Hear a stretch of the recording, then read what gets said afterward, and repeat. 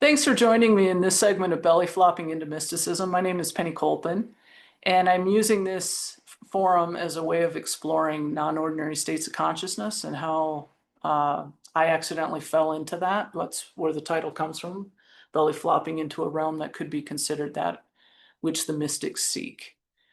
And I forget to do this in these different segments. Just to clarify, I am just sharing experiences that I've had. I'm not providing medical advice or any kind of advice, but things, food for thought for people to consider, using tools that may otherwise not be utilized, and that type of thing. So basically, I'm just trying to help raise better discussion around these types of experiences.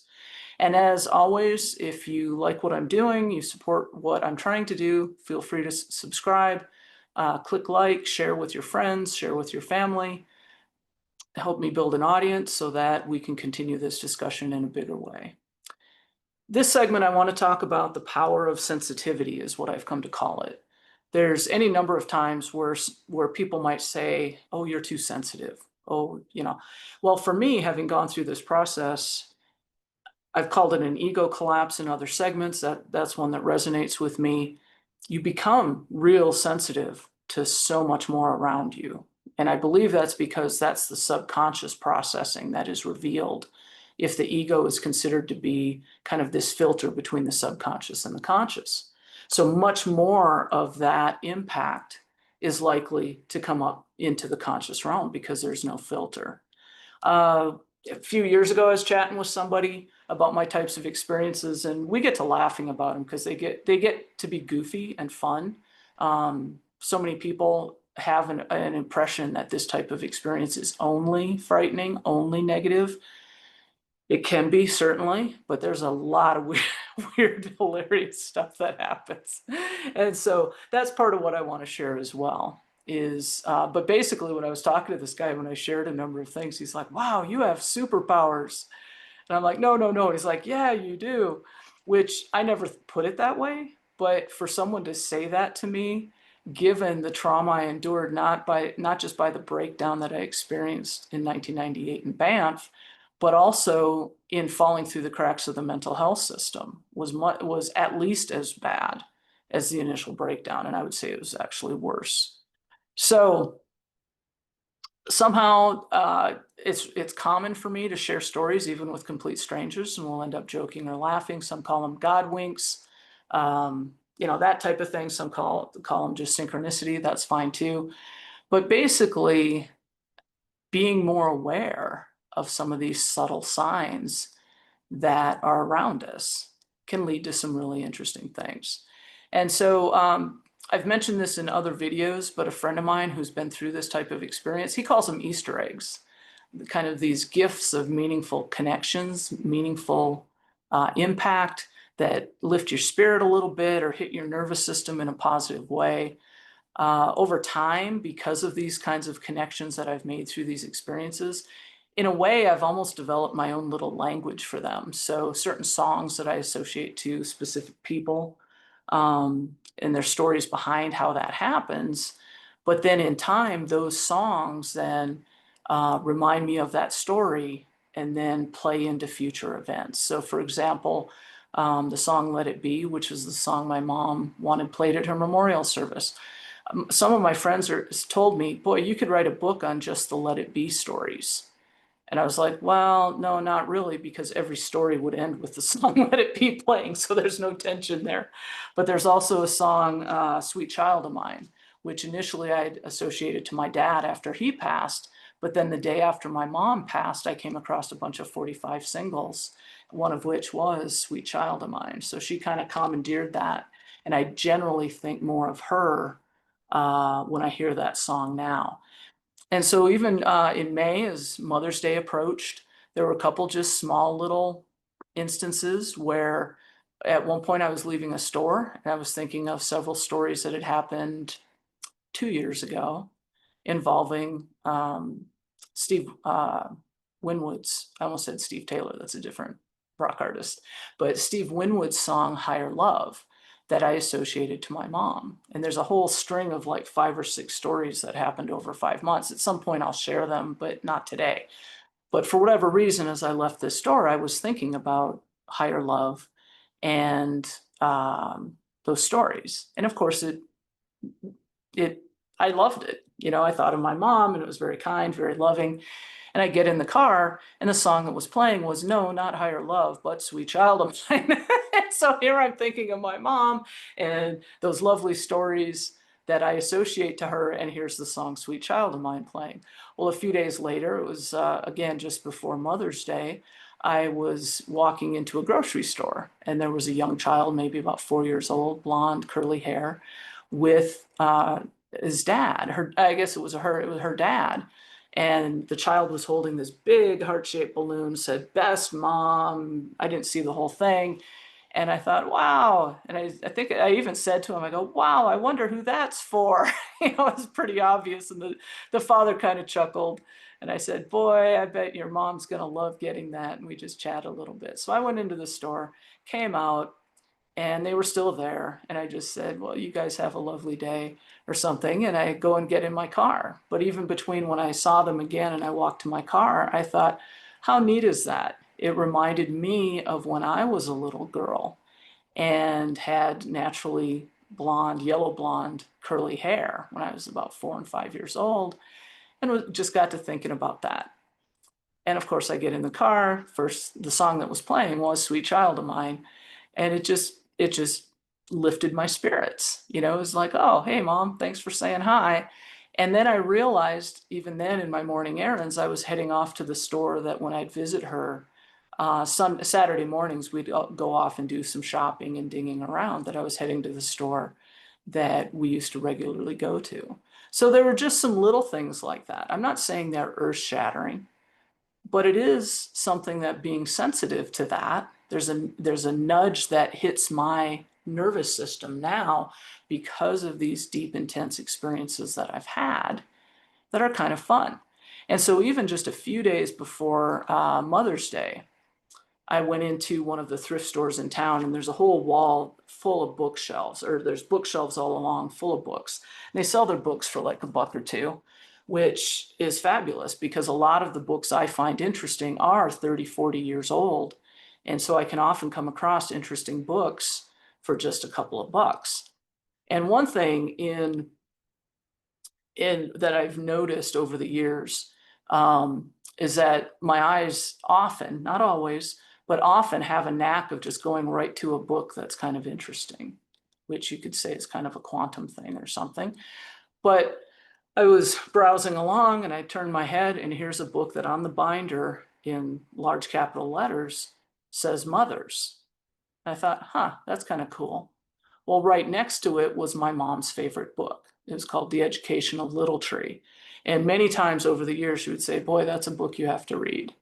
And I have another book of how I came across that book. I actually inherited hers, but I knew it was packed away somewhere.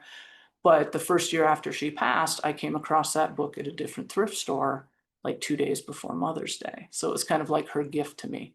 But anyway, just seeing this Mothers with that book, and I'll often snap a picture of it just so I can come back to it and remember the connection, because there's sometimes 5, 6, 7 different connections.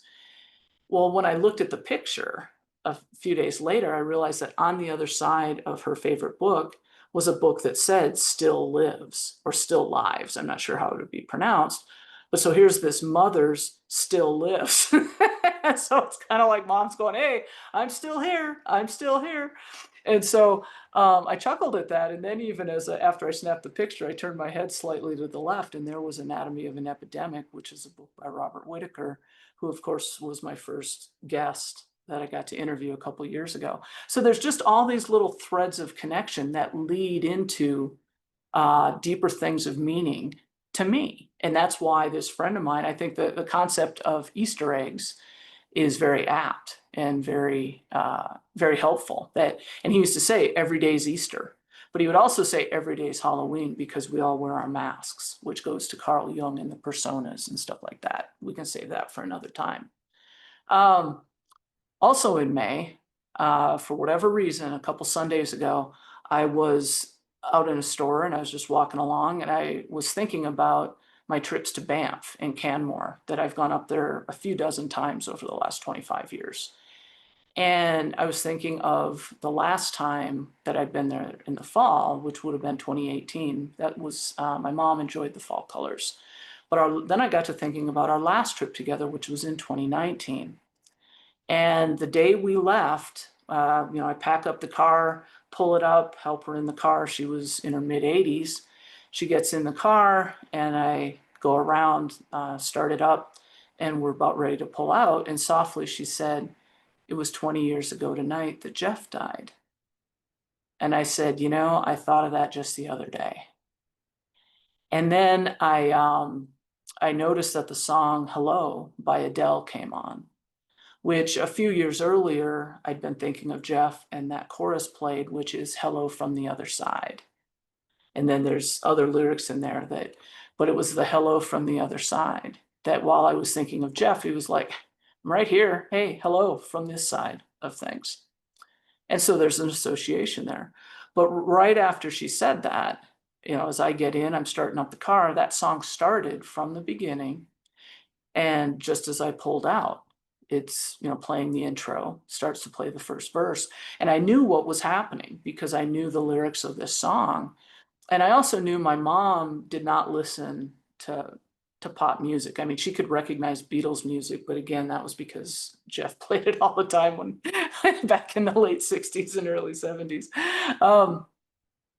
And so I knew it was kind of this setup that here she was thinking of him. And so as the chorus played, I said to her the lyrics. "Here, Mom, here's one of these cases of these lyrics matching the situation. Hello from the other side." And she said, "Huh, how about that?" And that happened even before we got to the stop sign to turn onto the main road. So now, of course, when I go to Canmore, I think of that story quite a bit. And for whatever reason, I was thinking of that story a couple weeks ago. It was a little bit after Mother's Day. And I thought, huh. And so I left the store and I ended up driving west of town a bit. I was running some errands. And I, of course, caught that song on the radio, which again, being sensitive, I knew that I hadn't heard it for at least several months. I don't own the CD or stream it or, I don't have it readily accessible. I guess via YouTube I could, but I hadn't heard it in a few months. So again, just, 10, 15 minutes after I'm thinking of it, I catch the song and I thought, huh, nice, that's cool. And ended up pulling off, to where I was headed. And then I thought, hey, wait a minute, what date is it today? I pulled out my phone and I checked, and yeah, it was the anniversary of my brother's death. So it was 6 years to the day after the story that I was thinking about in the other store. Now, come on, that's kind of cool, I think. These are the kinds of stories that, depending on how I deliver them, people get to laugh, or sometimes people go, "Oh, that gave me chills."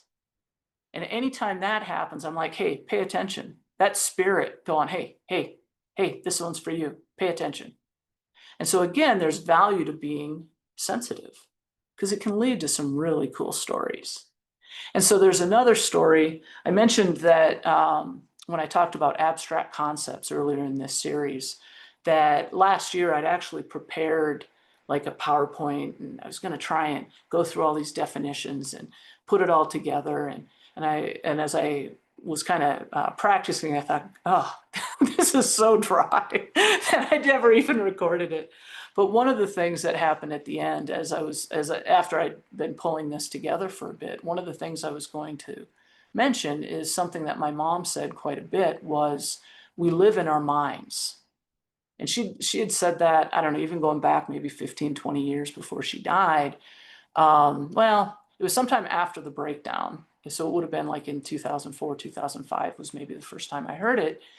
And I thought, wow, she's right. We live in our minds, or based on the previous segment, we live in our experience bases because we're having to constantly compare and get some kind of referential frame of reference for all this stimuli that we experience. And so I had put at the end of these slides something where, because I was trying to define mind and how that compares to psyche and how that compares to ego. And it just wasn't worth trying for me to try and do at that time. But the ending slide was how we live in our minds. And so as I was at my work session, I sometimes go out to a coffee shop, and I packed up my laptop, was thinking as I packed it up, I thought, Mom, you little seed planter, you, because she would tell me concepts like that. And then I could take them and they became useful to me, and I can help expand on them or help share them to a broader audience. And so it's like she's planting all these little seeds in me. And so I packed up, I went to the restroom, and when I came out, it was actually fairly busy. So you'd hear people talking and laughing, and there was music in the background, and you hear kind of a clink clink of glass or whatever. But as I went back out to where I'd been working, I stopped for a moment and I was like, what song is that? You know, it caught my attention, that little piece of sensitivity, and it was the song Let It Be. So right after I had thought, Mom, you little seed planter. A couple minutes later, I come out and there's the song that she wanted played at her memorial service.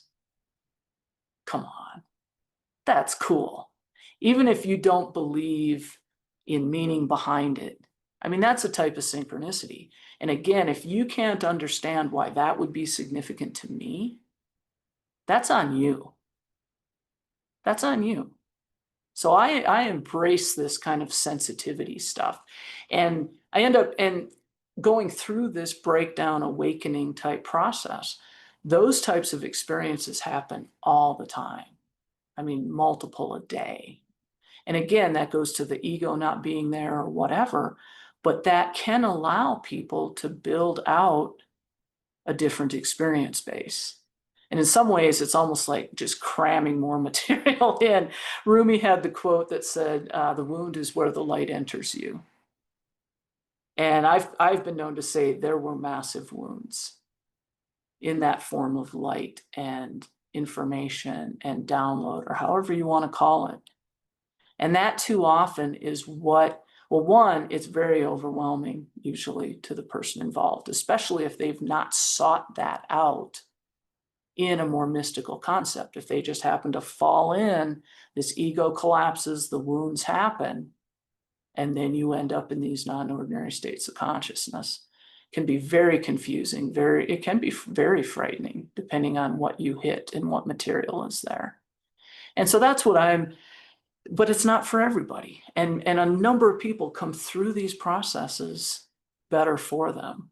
And that's part of the message that it's just not there in American culture, which makes it that much more difficult for people like me. And that's why I'm doing this. So again, I just wanted to share some of what I call my goofy stories, but in the larger context of there is power to that kind of sensitivity that can lead to some really cool experiences. And I have just hundreds and hundreds of such stories. And yeah, I hope to share some of them here. And I hope you get to have some of those, not in a painful, traumatizing way, but in a way that uplifts you, supports you, and makes you smile. So again, feel free to subscribe, like, share, and I hope you have a great day, and thanks for joining me.